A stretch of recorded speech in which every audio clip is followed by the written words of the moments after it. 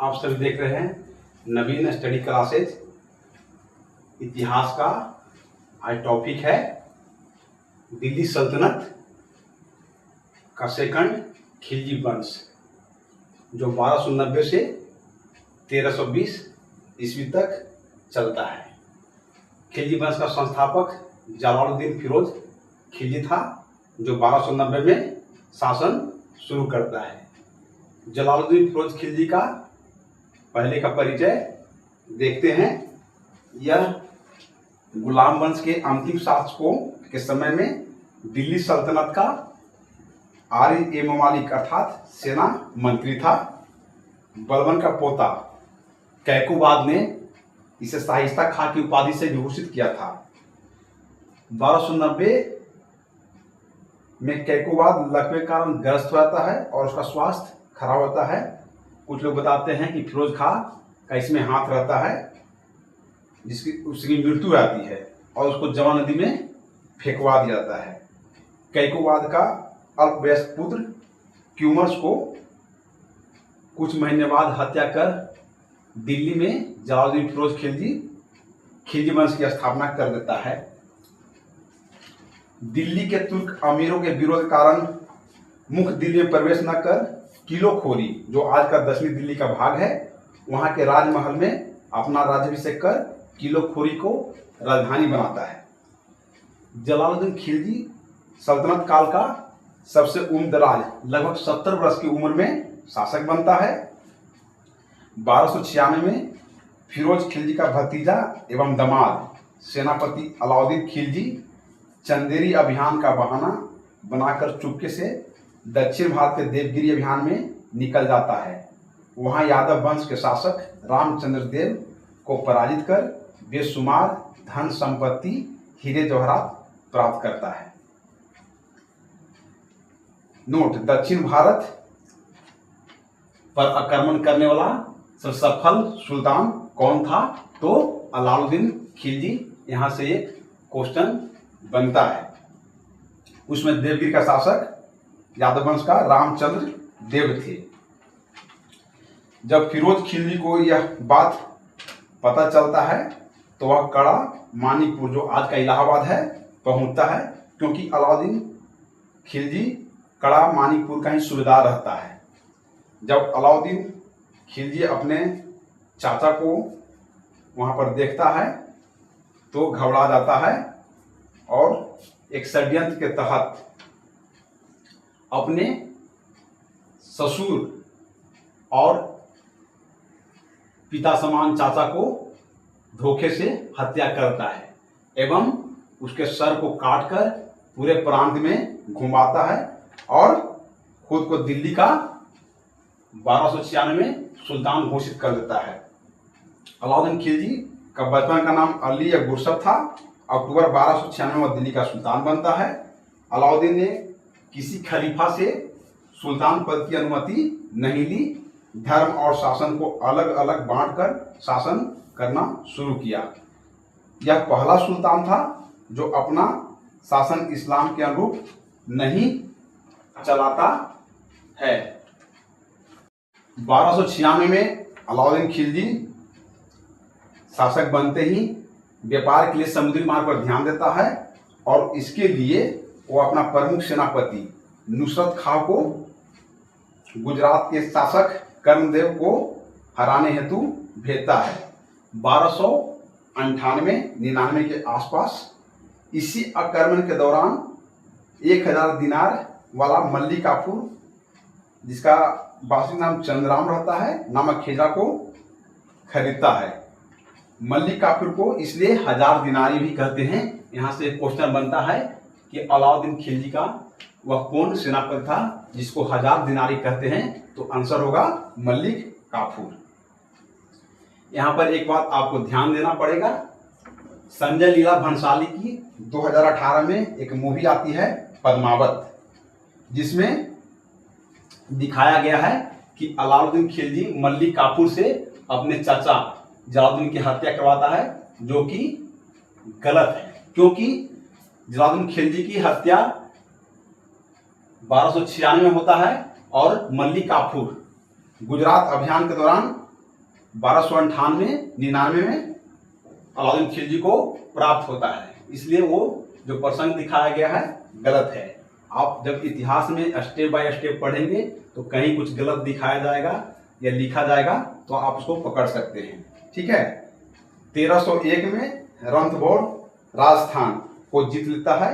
उसके बाद 1303 ईस्वी में चित्तौड़ पर चढ़ाई करता है, जहां के राजा रतन सिंह थे। इनकी पत्नी पद्मावती सिंघल द्वीप की राजकुमारी रहती है, जो बहुत ही लावण्य एवं खूबसूरत थी। इस संदर्भ की जानकारी 1540 ईस्वी में मलिक मोहम्मद जायसी द्वारा रचित पद्मावत में मिलता है। राजा रतन सिंह एवं उनके दो वीर सेनापति गोरा और बादल, जो रिश्ते में चाचा भतीजा थे, एवं चित्तौड़ के वीर सैनिकों ने अपने राज की मान सम्मान बचाने के लिए जान की आहुति दे दी। इस लड़ाई में अलाउद्दीन खिलजी असफल रहता है, क्योंकि पद्मावती के साथ हजारों छतरानियां 26 अगस्त 1303 को सामूहिक जौहर मतलब जीते जी अग्निकुंड में समा जाती हैं। इस तरह से अलाउद्दीन खिलजी वापस दिल्ली लौट आता है। अलाउद्दीन खिलजी उत्तर भारत और दक्षिण भारत में अनेकों सैनिक अभियान करता है। दक्षिण भारत का अभियान केवल धन लूटने के लिए करता है, जिसकी जिम्मेदारी उसने अपने विश्वस्त सेनापति मलिक काफूर को दिया था। 1305 ईस्वी में मालवा पर विजय प्राप्त कर लेता है। 1307 में देवगिरी पर प्राप्त करता है। 1308 में मारवाड़ पर विजय प्राप्त करता है। फिर 1309-10 में वारंगल पे, 1311 में पांड्य राज पर जीत करता है और 1313 में देवगिरी पर पुनः आक्रमण करता है। इस तरह अलाउद्दीन खिलजी लगभग उत्तर और दक्षिण भारत के बहुत सारे प्रांतों पर अपने सैनिकों और विश्वस्त सेनापतियों के नेतृत्व में अधिकार कर लेता है। अलाउद्दीन खिलजी के शासनकाल में सर्वाधिक लगभग 6 बार भयानक मंगोलों का आक्रमण हुआ, जिसने अपने सेनापतियों की मदद से मंगोलों का आक्रमण फेल कर दिया। यहाँ से एक क्वेश्चन बनता है कि वह दिल्ली का कौन सुल्तान था जिसके समय में सर्वाधिक मंगोलों का आक्रमण होता है। तो आपको आंसर में अलाउद्दीन खिलजी लिखना है। ठीक है। अलाउद्दीन के शासन में उसके विरोधी अमीरों रिश्तेदारों ने भी कई बार विद्रोह किया, जिसको दबाने के लिए उसने 4 अध्यादेश लाकर विद्रोहों को लगभग शांत कर दिया था। ये अध्यादेश थे, फर्स्ट, अमीर सामंतों को किसी भी तरह के उपहार में दी गई भूमि को खालसा भूमि में बदल देना। खालसा भूमि का मतलब होता था सुल्तान का जमीन हो जाना। इस प्रकार लगभग सभी अमीर सामंत जमींदार भूमिहीन होकर भिखारी हो गए। दूसरा था अच्छे गुप्तचर विभाग अर्थात मुन्हियान का गठन करना। तीसरा, अमीरों सामंतों के दावतों आपसी मिलाप पर प्रतिबंध लगा देना। और चौथा, भांग शराब जुआ इत्यादि पर प्रतिबंध लगा देना। इस तरह से उसने 4 अध्यादेश लाकर पूरी तरह से सामंतों का दमन कर दिया।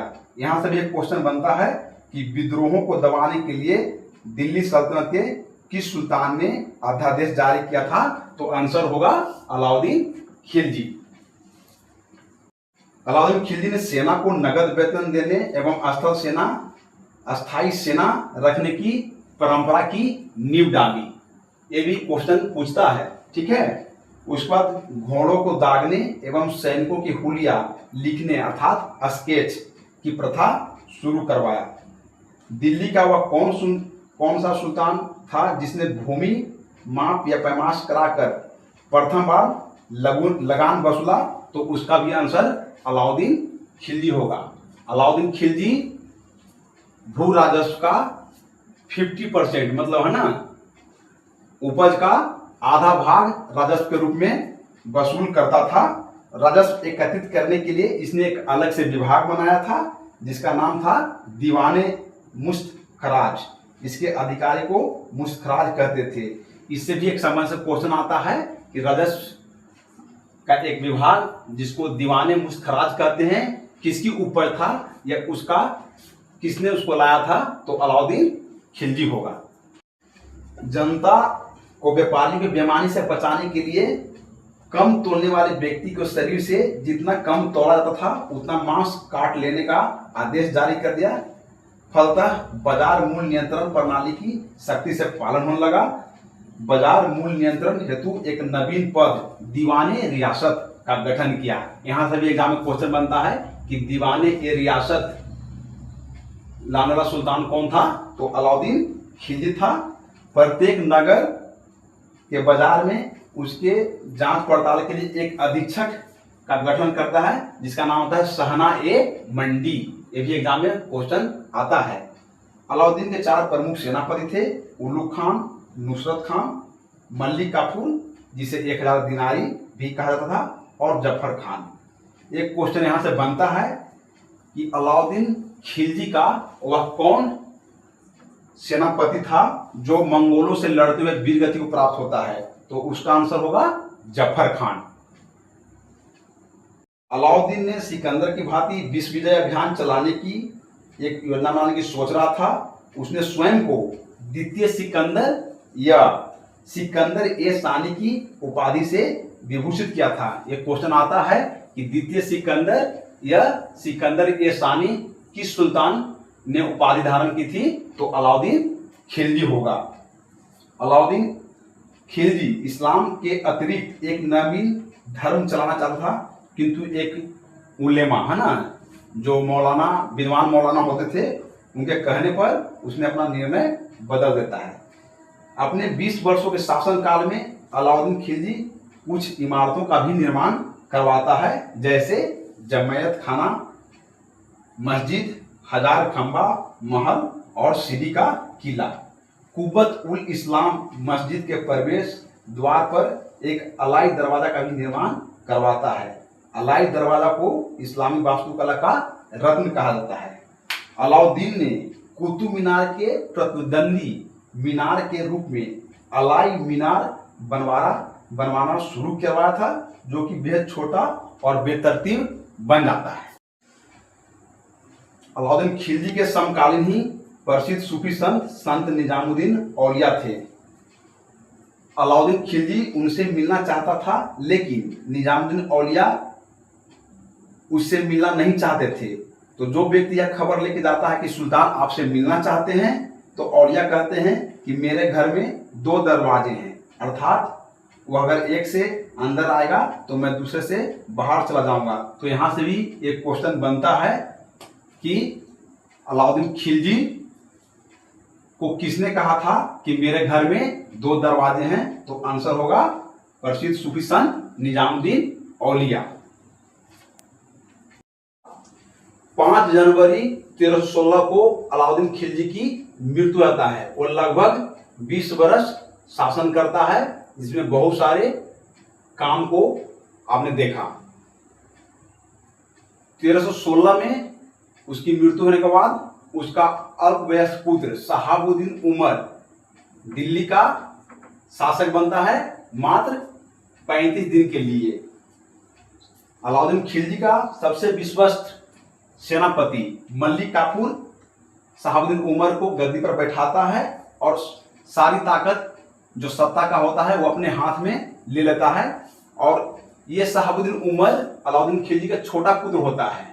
बड़ा पुत्र कुतुबुद्दीन मुबारक शाह खिलजी होता है, जिसको कैद कर दिया जाता है। लेकिन कुछ ही हफ्तों के बाद मल्लिक काफूर की हत्या कर दी जाती है।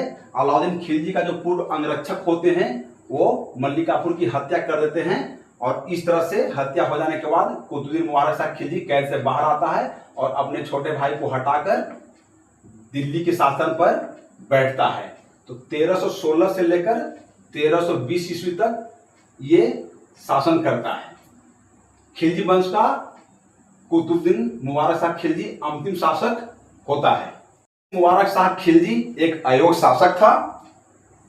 उसने स्वयं को खलीफा की उपाधि धारण की थी। यहां से क्वेश्चन बनता है कि किस सुल्तान ने स्वयं को खलीफा की उपाधि धारण करता है, तो आंसर होगा मुबारक शाह खिलजी। ठीक है, मुबारक शाह खिलजी कभी कभी राज दरबार में स्त्रियों का वस्त्र पहनकर आता है। इतिहासकार बर्नी के अनुसार मुबारक खिलजी कभी कभी नग्न होकर दरबारियों के बीच दौड़ा करता था। इस तरह से एक अयोग्य शासक को जनता 4 साल के आसपास झेलती है। उसके बाद नासुद्दीन खुसरो शाह, जो मुबारक शाह खिलजी का वजीर या सेनापति होता है, वो 1320 ईस्वी में मुबारक शाह खिलजी की हत्या कर देता है और खिलजी वंश का शासन अपने हाथ में 1320 ईस्वी में ले लेता है। इसके संदर्भ में एक रोचक कहानी है। खुसरो शाह मुबारक शाह की हत्या कर गद्दी अपने हाथ में ले लेता है। खुसरो खान ने पैगंबर के सेनापति की उपाधि धारण की थी। तो यहां से भी एक क्वेश्चन बनता है कि किसने पैगंबर की सेनापति का उपाधि धारण किया था? तो आंसर होगा खुसरो शाह। यह एक हिंदू वजीर होता है जिसको गुजरात अभियान के दौरान अलाउद्दीन खिलजी का सैनिक पकड़कर दिल्ली ले आते हैं। फिर ये इस्लाम धर्म स्वीकार कर कर अपना नाम नासुद्दीन खुसरो शाह कर लेता है और लास्ट में जब एक अयोग्य शासक का शासन शुरू होता है तो उसकी हत्या कर कर 1320 में कुछ महीने के लिए शासक बन जाता है। ऐसी स्थिति में जो अमीर थे वो सभी विरोध करने लगते हैं और कहने लगते हैं कि इस्लाम खतरे में है, इस्लाम खतरे में है। और कुछ ही महीनों में उसे गद्दी से हटाकर 5 सितंबर 1320 को खुसरो खां की हत्या कर दी जाती है और 8 सितंबर 1320 को गयासुद्दीन तुगलक के द्वारा एक नए राजवंश तुगलक वंश की स्थापना कर दी जाती है, जो 1320 से शुरू होता है। नेक्स्ट वीडियो में हम मिलते हैं तुगलक वंश। जय हिंद।